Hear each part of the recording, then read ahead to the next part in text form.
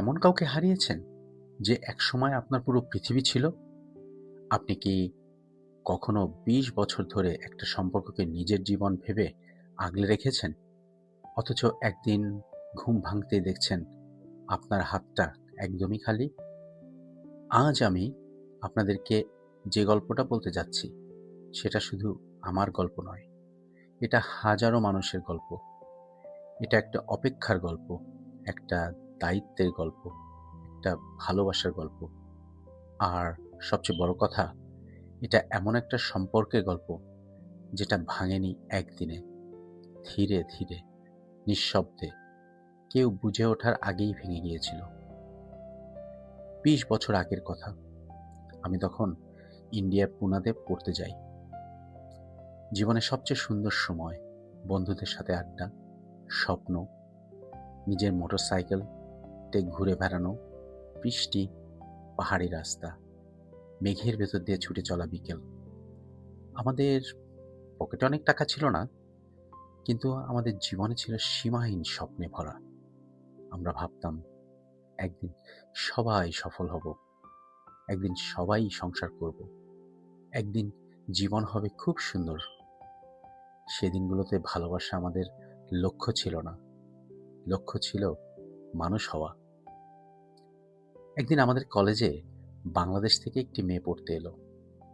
আমি তাকে চিনতাম না, কথাও বলিনি কখনো, কিন্তু আমার এক ক্লাসমেট তাকে দেখে খুব ভালো লাগে। সে আমাকে একদিন বলে, একবার ওর সঙ্গে কথা বলবি? আমি রাজি হয়ে গেলাম। ক্লাসমেট বলেছে। আমি গিয়ে বললাম মেয়েটাকে যে আমার ক্লাসমেট তোমাকে খুব পছন্দ করে। আমি ভেবেছিলাম এখানেই গল্পটা শেষ, কিন্তু সেদিনই আমার জীবনের গল্প শুরু হয়েছিল। কয়েকদিন পরে খবর এলো সে নাকি আমার ক্লাসমেটকে নয়, সে আমাকে পছন্দ করে। আমি তো অবাক, নীরব, কিছুটা অস্বস্তিতেও। ক্লাসমেটের প্রতি দায়িত্ব আর অচেনা এক অনুভূতির মধ্যে আমি দাঁড়িয়েছিলাম। সেদিন প্রথম বুঝলাম জীবনের সব সিদ্ধান্ত যুক্তি দিয়ে নেওয়া যায় না, কিছু সিদ্ধান্ত আমাদেরকেই নিতে হয়। আমার ক্লাসমেটে কিছুটা কষ্ট হচ্ছিল, এটা খুবই স্বাভাবিক। আজও আমি তার কষ্টের যে বিষয়টি সেটিকে আমি ছোট করে দেখি না, কিন্তু বাস্তবতাটা তো কঠিন ছিল। কারণ তাদের ধর্ম ছিল আলাদা, তাদের পরিবার ছিল আলাদা, এবং সবচেয়ে বড় কথা যে মেয়েটি ওই ছেলেটিকে পছন্দই করে না। সে তার নামই শুনতে পারত না, তো সে ভালোবাসতো আমাকে। আর তাকে জোর করে অন্য কারো দিকে ঠেলে দেওয়াটা কি ন্যায়সঙ্গত হতো আমার পক্ষ থেকে? আজও আমি না সেই প্রশ্নের উত্তর খুঁজে বেড়াই। তারপর শুরু হলো আমাদের গল্প।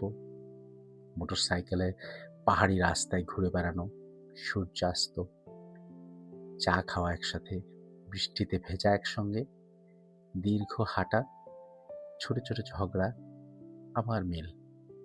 জীবনের সবচেয়ে সুন্দর দিনগুলো হয়তো সেগুলোই ছিল। তখন কে জানতো একদিন এই স্মৃতিগুলোই সবচেয়ে বেশি কাঁদাবে। মনোবিজ্ঞানীরা বলেন সম্পর্কের শুরুতে মানুষের মস্তিষ্কে ডোপামিন, অক্সিটোসিন ও সেরোটোনিনের মাত্রা বেড়ে যায়। তখন পৃথিবীকে অনেক বেশি সুন্দর মনে হয়। আমাদেরও হয়েছিল। আমরা ভাবতাম এই ভালোবাসা কোনোদিন শেষ হবে না। কিন্তু জীবনের সবচেয়ে বড় ট্র্যাজেডি হলো ভালোবাসা শেষ হয় না, পরিবর্তন হয় মানুষ।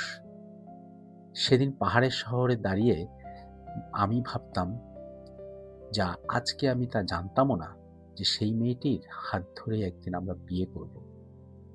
তার জন্য পৃথিবীর এক দেশ থেকে আরেক দেশে ছুটে বেড়াবো, নিজের স্বপ্নকে বিসর্জন দেব, অসংখ্য রাত না ঘুমিয়ে কাটাবো।